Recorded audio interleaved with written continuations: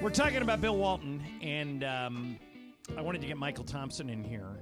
And for people who don't know, Mychal was the number one, like Bill, the number one overall draft pick in the whole NBA draft. He was, in essence, taken to replace Walton, who had been injured after leading the Blazers to the 77 title. And Mychal joins us now. Mychal, were you and Bill ever on the roster at the same time in Portland? Taken to replace Bill Walton. Where did you get that crazy information? I was picked to join Bill Walton and him and Maurice Lucas in the front line because we thought Bill was still on our roster for 2 years when I was there, but he was on the injured list for 2 full years. We had no intention of trading him. He just had a falling out with the organization, the way they treated his injuries, as Ramona probably knows. Yep. But as far as replacing Bill Walton, no way, nobody could replace Bill Walton. He basically sat out a whole year, right? Yeah, so Mychal, did you ever play in a game with him as your teammate?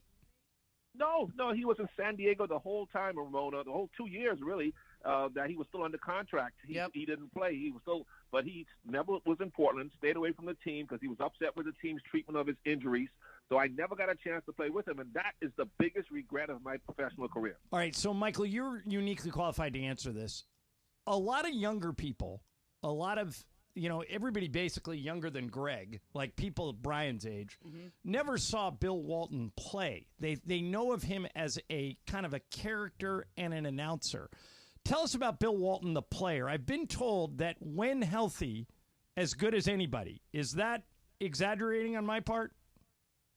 Not at all. Ramona, if Bill Walton could have had a 15-year career, he would have been a top 5 center. He would have been right up there, right behind probably Bill Russell, Kareem, Wilt, and Hakeem Olajuwon. He would have been number 5. That's how great he was. Bill Walton, for people like Greg Bergman and people who are young as him, he was Jokic before Jokic, without the three-point shot. He didn't have a three-point shot because big men weren't encouraged to shoot threes back then. And plus, they didn't have him in the game anyway. Didn't come until 1979.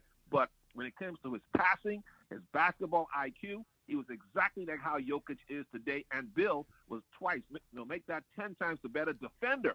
Leadoff double, nothing.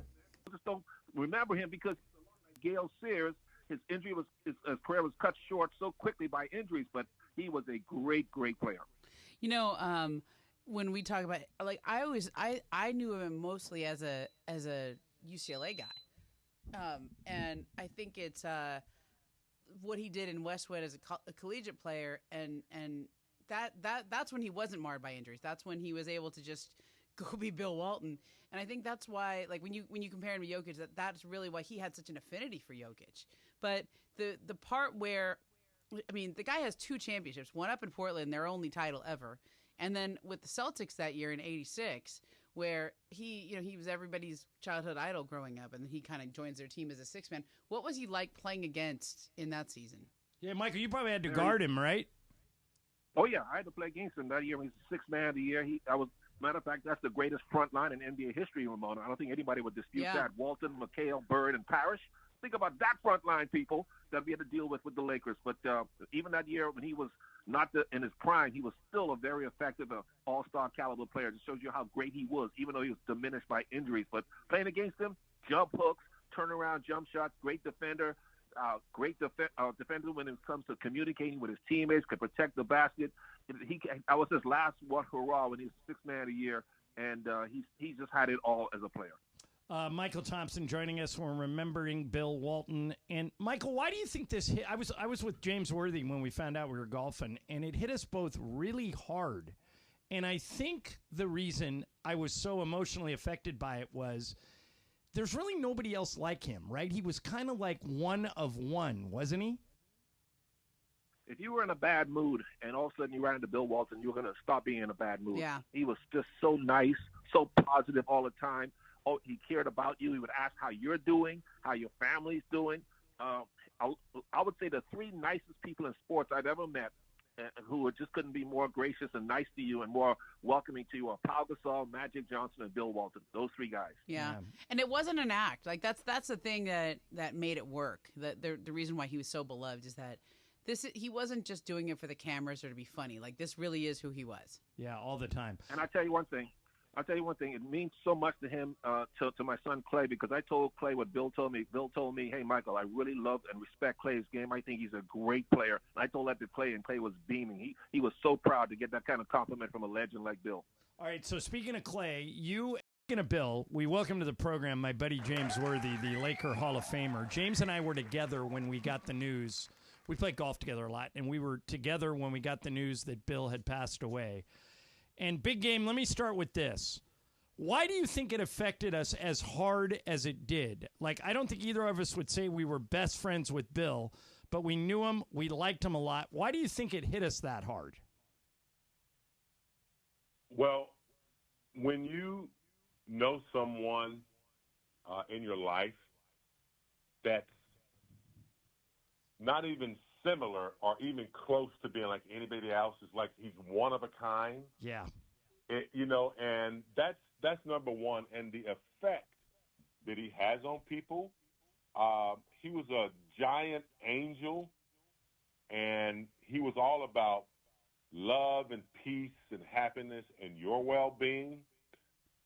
He touched me in a way, John. I met him my rookie year in Alaska, Anchorage, Alaska. The Clippers were playing the Lakers in an exhibition game, and I came down early for breakfast. It was like 7 o'clock, and Bill was down there. He invited me to his table, and we didn't talk about basketball. We talked about Dean Smith and John Wooden. He was just so unique and loving.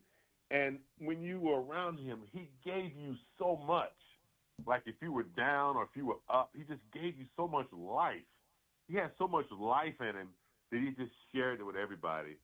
And I love Bill Walton. I love Lori. We spent some time together doing crazy stuff and a Kimball show and The Price is Right. And just talking to him was a treat, man. He had so many interesting conversations about different topics that would uplift you. I remember being really down, and, everybody knows I had a tough time in the early 90s. And the first time I saw Bill, he said, I had that incident in Houston, and the first thing he said to me, you showed up and you played the game for your teammates. That's character. That's what real men do. And it's just something I needed to hear at the time. And he was just a special guy. We miss him. Hey, James, what do you when I saw Bill, he would never show you that he was in pain. He would never show you what was going on with him personally. Like, I didn't know he was sick. I didn't know he had cancer.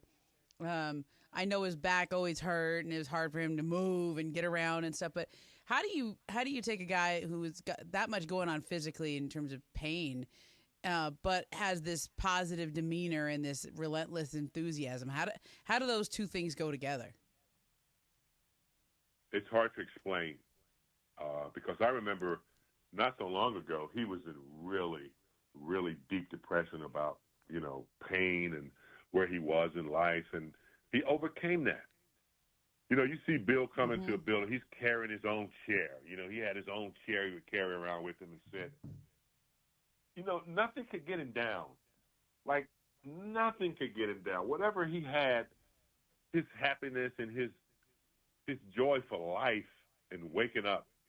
He was the one that gave me one of my favorite quotes. He said, James, when I wake up in the morning, everything else is a bonus after that. If I'm in pain and I'm waking up, it's a bonus. If I'm not happy and I need to deal with some things, I woke up and it's a bonus. And he used that bonus like he really believed that it was a bonus, and that's the way he lived. He just lived that way with everybody. You wouldn't expect to be getting a audio and video on your birthday from Bill Walton. You don't expect that. I mean, we didn't play together, we didn't grow up together, but I watched him when he was at UCLA, and I remember John Wooden quoting one time that Bill Walton was the best center he ever coached, and I was like, hold up there, coach. Hold up now, there's another one. But yeah, people forget just how great Bill Walton was as a player. And I think his personality and his post-career, it's bigger than his career was. And his career was second to none as far as collegiately and what he did at Portland and Boston. Yeah. And throughout all the injuries, his life capacity and what he gave people more away from the court than he did on the court. James Worthy, the Hall of Famer, is our guest. Big game. Last thing for you. You mentioned it. I think a lot of people, James has daughters, and they're obviously much younger than him. I think a lot of people only know Bill as an announcer. They never saw Bill Walton, the player. You did. I know by the time you got into the league, injuries had ravaged his career. But in '86, when the Celtics won that title, and he got Sixth Man of the Year, it's like he got all of his energy back, and he got healthy for 1 year. What was Walton, the player, like? Yeah, I hate we missed that year, man. That would have been a great – they were really good. He had, gotten as healthy as he could and really just showed who he really was. He was dominant, unstoppable. He had the little 15-footer. He blocked shots. He ran the floor. He had this play he called in Portland where he put his hands over his head, and it was like a bicycle motion. And I just remember him in Portland with Maurice Lucas and, Jack Ramsey was coaching. He was unstoppable. I told you, I couldn't believe it when John Wooden said that he was the best center. I said I didn't agree with that, but I said I'll give you a tie. But that's just how good he was in college. And unfortunately, he got some injuries early on. But I don't know if there's a center today. Akeem Olajuwon with his footwork, was pretty good. But I don't know if there's a center that could keep up with Bill Walton. He was that dominant. He was so good, John. Yeah. Great passer. Yeah. Soft touch inside. Just sprinted the floor and a lot of energy. I'm going to miss this guy, man. Yeah, me too. Me too. Well, hey, thank you for doing this. I know you're getting a lot of requests, so we appreciate you answering the phone for us. And got it, Johnny. Yeah, all right, man. Talk soon. There's James Worthy as we kind of celebrate the life of Bill Walton. All right, there's a big